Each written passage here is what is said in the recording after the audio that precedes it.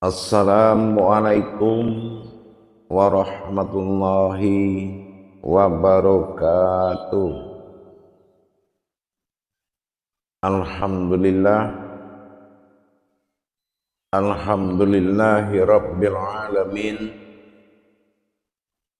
Assalatu wassalamu ala asrafil anbiya'i wal mursalin Sayyidina wa maulana Muhammadin. Asyhadu an la ilaha illallahul malikul haqqul mubin wa asyhadu anna Muhammadan abduhu wa rasuluhu was-sadiqur wa'dal amin. Allahumma sholli wa sallim wa barik wa karim ahzanul nabil karim ihdinil ladzi min jalalika wa innal ladzi min jamalika wa innahu min kitabika wa tahirin wal mujahidina amma ba'du ibadullah wa ittaqullah. Bersyukur kita kehadiran Allah dengan mengucapkan alhamdulillahirabbil alamin atas segala limpahan karunia rahmah dan hidayahnya, serta dengan izinnya juga kita dapat menjalankan amanahnya, beramal dan beribadah zahir batin dunia dan akhirat. Bersalam kita tidak akan pernah kita lupakan. Marilah sama-sama kita sampaikan kepada junjungan kita Nabi Allah, Nabiul Akhirul Zaman, Rasulullah Muhammad sallallahu alaihi wasallam. Atasnya kalimahnya kita kalamkan dengan membacakan Allahumma sholli ala sayyidina Muhammad wa ala alihi sayyidina Muhammad. Alhamdulillah bertemu lagi dengan saya Guru Mursyid Syekh Nur Muhammad Buya Irwan Maulana Al-Khadidi, Pasaman, Sumatera Barat. Tentunya dalam makom Majelis Zikir Ma'rifatullah Indonesia dalam naungan Yayasan Islam Hidayatul Mubarakah Indonesia, yang insya Allah dalam wadah syiar kita yaitu YouTube Buya Pasaman Timur, yang insya Allah selalu berbagi wawasan dan ilmu pengetahuan. Mudah-mudahan bermanfaat untuk kita bersama. Para hadirin dan hadirat kaum muslimin dan muslimat jamaah rahimakumullah. Di dalam rangka menjalankan mujahadah atau perjuangan terhadap perjalanan rohani kita kepada Allah, kita menemui beberapa hal yang sangat rawan di dalam mengamalkan. Pertama, kita mengalami suatu gejolak yang disebut dengan pandangan. Ini menjadi tolak ukur perjuangan rohani dalam rangka mendirikan pandangan. Yang kedua, sering kita temui dalam perjuangan ma'rifatullah, yaitu tentang rasa. Ini juga harus dipahami dan dijaga betul-betul menjadi salah satu ketakwaan di dalam kita menjalankan kerohanian dalam bertauhid kepada Allah. Nah, yang ketiga, yaitu makom atau kodratnya. Ini wujudnya seperti apa? Kalau yang tiga perkara ini kita tidak bisa bertakwa kepada tiga kodrat tersebut yang bersifat pandangan, yang bersifat rasa, yang bersifat wujud atau kodrat. Inilah yang akan membuat seseorang itu tidak bisa keluar dari keraguan-raguan, atau bisa jadi akan mendapatkan kebatilan, kegagalan di dalam perjuangan ma'rifatullahnya. Dengan demikian kita harus menjaga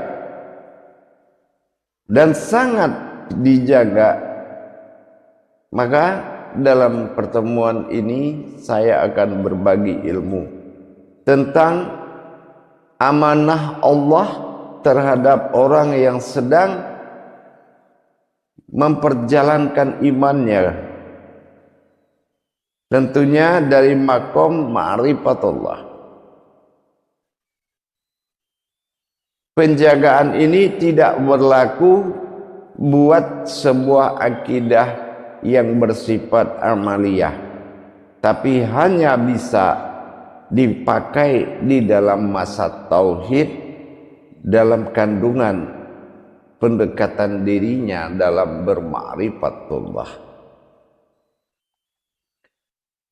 Amanah yang akan saya sampaikan ini adalah tiga amanah Allah yang harus betul-betul menjadi penjagaan dalam satu kodrat. Jadi hati-hati menyimak video ini, karena ini bersifat satu kodrat dengan tiga penjagaan. Kenapa tiga penjagaan? Karena satu kodrat tersebut adalah makom dari tiga penjagaan tadi. Dan penjagaan atau disebut dengan mukarobah. Mukarobah ini hanya bisa dilakukan oleh orang-orang tertentu yang mana dia dalam perjalanan rohaninya, dia butuh pengawalan ma'rifatnya, dia butuh pengawalan rasa dan pengawalan pandangan. Penjagaan-penjagaan ini sering dijadikan suatu kelalaian. Apabila seseorang dalam menjalankan tauhid, baik ke tingkat ghaibiyah, siriyah, ilahiyah, sering mengalami kelalaian dalam menjaga. Itu pun kalau memang yang bermujahadah ini juga tidak memiliki dasar satu kodrat dalam tiga penjagaan, ini juga akan bisa meruntuhkan pemahamannya. Apa peruntuhan amanahnya? Pertama, akan dikendalikan oleh akalnya. Yang kedua, akan dikendalikan oleh nafsunya. Yang ketiga, akan dikendalikan oleh ma'rifat dia sendiri. Kenapa? Tiga kodrat ini berlaku untuk satu wujud. Berarti yang memahami adalah orang yang sudah tingkat pemahaman tauhidnya sudah tingkat tinggi. Artinya dia sudah terputus hubungan keimanan dan masuk ke dalam hubungan ilmu. Ma'rifatullah ini adalah awal. Ya.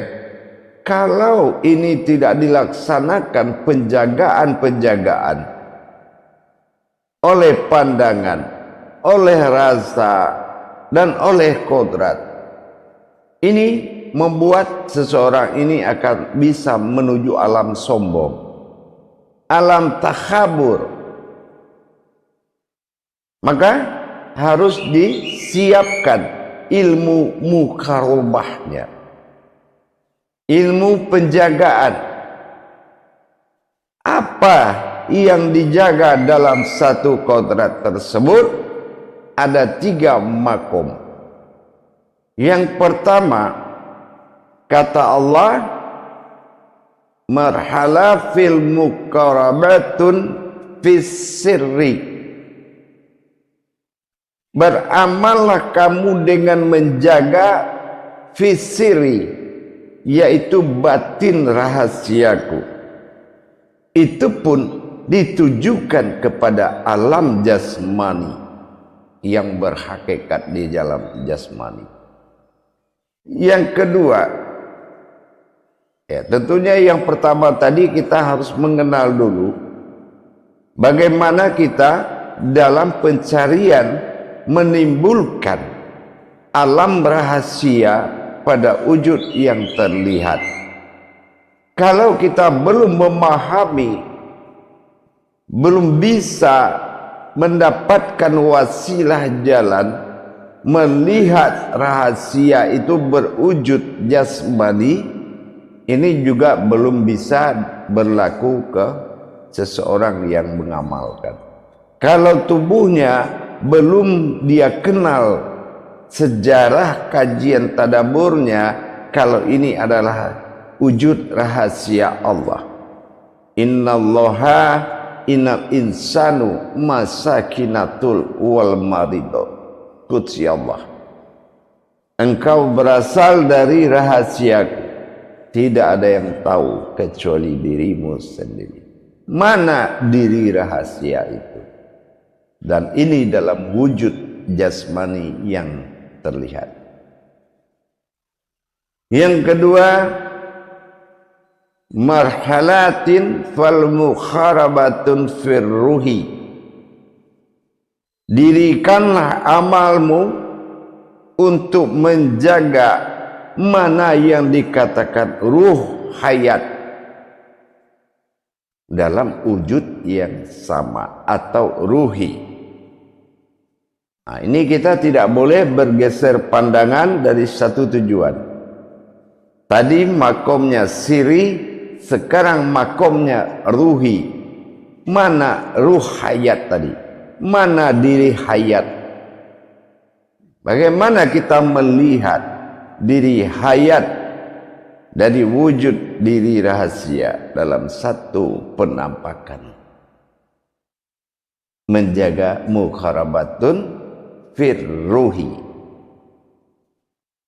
Yang ketiga, kata Allah, marhalatin fil muqarabatun fil qalbi. Mana diri qalbi itu?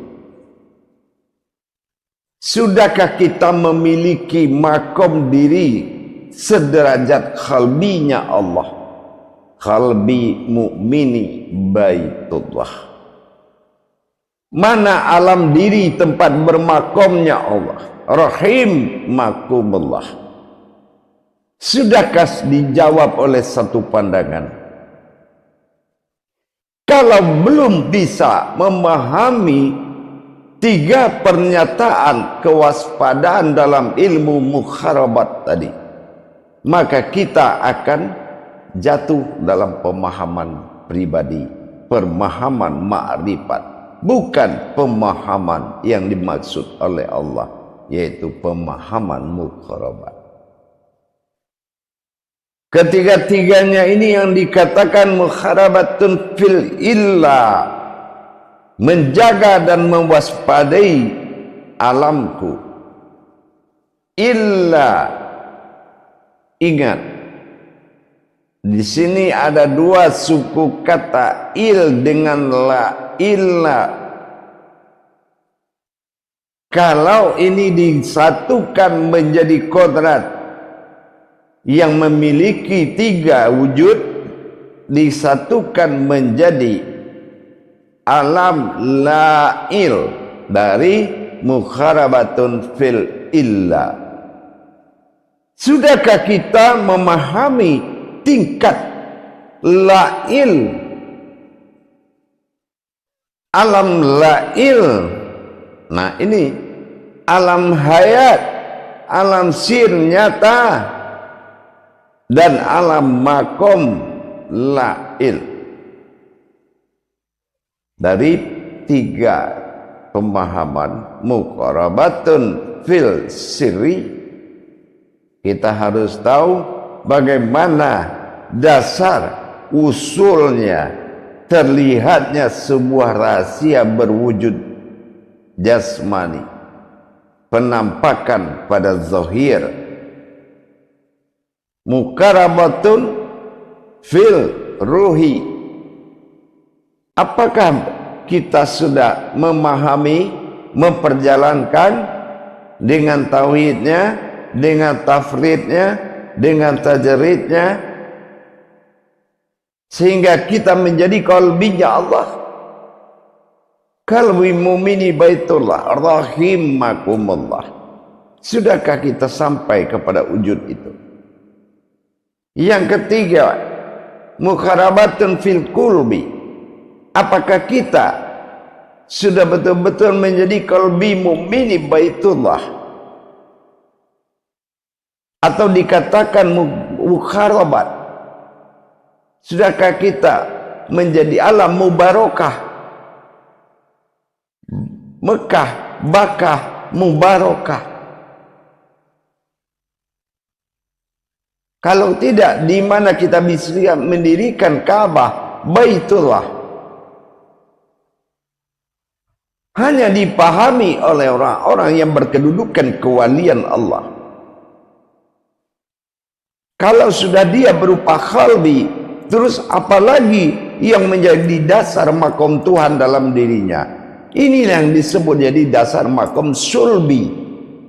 Bukan dia berwujud qalbi lagi, tapi dia sudah memiliki dasar kekuatan dirinya bernapas kepada sulbi, yang mana sulbi itu adalah alam usul, sementara qalbi adalah alam asal. Hadirin dan hadirat jamaah rahimakumullah, sangat luas dan rapi, dan sangat Allah berhati-hati terhadap sebuah perjalanan, sebuah wujud-wujud dan maujudnya. Kalau kita tidak memiliki kemampuan ketuhanan sebagai wujudnya Allah, kalau hanya sebagai sandaran umat yang kagum kepada Tuhan, ini belum bisa memakai kodrat tauhid. Kekaguman seseorang terhadap Tuhan yang kagum tidak tahu dengan dirinya, yang dia kagumi dia tidak kenal, ini masih kategori amalia, yaitu perbuatan baik. Itu pun masih dianggap perbuatan baik, meskipun kebenarannya tidak paham atau belum mengerti. Jadi dengan adanya kita sudah bisa memenuhi tingkat muqarabah tadi, tentu dengan kita telah memiliki dasar kodrat, tiga kodrat dalam satu wujud. Fisirinya masih dalam wujud yang sama, firuhinya adalah wujud yang sama, dan fil qalbinya dalam wujud yang sama. Kalau belum bisa menyatukan makom-makom yang sangat dimuliakan ini, berarti kita belum bisa mendapatkan hak muqarabah. Fisirinya berumul kepada hayat, fil qalbinya berumul kepada fisirinya, dan firuhinya adalah berumul kepada fisiri dan fi qalbi. Ini tidak bisa dipisahkan. Dengan demikian kita harus meningkatkan pemahaman kita. Jangan kita bisa mengenal tapi tidak bisa paham dan menjaganya. Perbuatan yang tiga kodrat terhadap satu wujud inilah yang membuat seseorang bertakwa 24 jam terhadap kodratnya Tuhan Allah Subhanahu wa ta'ala. Ini yang dikatakan penjagaan atau dikatakan dengan muqarabah. Insya Allah dengan kita meningkatkan pemahaman bahwasannya muhala al-mukharabatun fi siri, benar-benar kita menjaga jasad fisiri ini adalah yang berasal dari rahasianya Allah. Tidak ada yang tahu kecuali dirimu. Yang kedua, benar-benar muqarabatun firuhinya, benar-benar hayat yang dia pakai adalah hayat dari seluruh hayat, ma'ul hayat. Dan terakhir, posisi kodratnya pada wujudnya itu adalah khalbi, sebuah alam pisifat, pisiri dan pizat. Ini kita harus mengerti.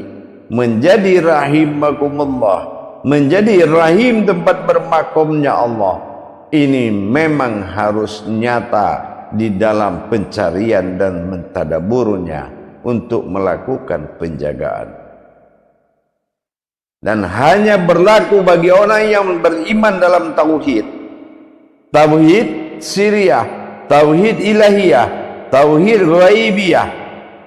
Perjalanan-perjalanan tiga tingkat tinggi ini harus memiliki penjagaan dengan kekuatan ibadah khusus. Tentunya dengan ibadah khusus yang didapati oleh guru mursyid, di mana kita menetapkan diri kita, di mana kita menyerahkan diri, di mana kita berserah diri, dan mana kita mendapatkan ahli diri. Disitulah tuangan kaji menjadi lembaga Tuhan, dikatakan dengan liga wallah. Kalau sudah menjadi liga Allah, insya Allah semua yang kita lakukan, satu titik yang kita amalkan, berkahnya satu lautan. Tapi kalau kita tidak memiliki perjalanan tauhid ini sempurna, maka yang ada kita mengamalkan satu lautan yang akan menjadi satu titik. Inilah kerugian yang nyata. Insya Allah mudah-mudahan bisa bermanfaat untuk kita bersama dalam rangka meningkatkan iman dan takwa kita kepada Allah, tentunya Tuhan yang Maha Esa, Rabbil Alamin Ilahin Nas.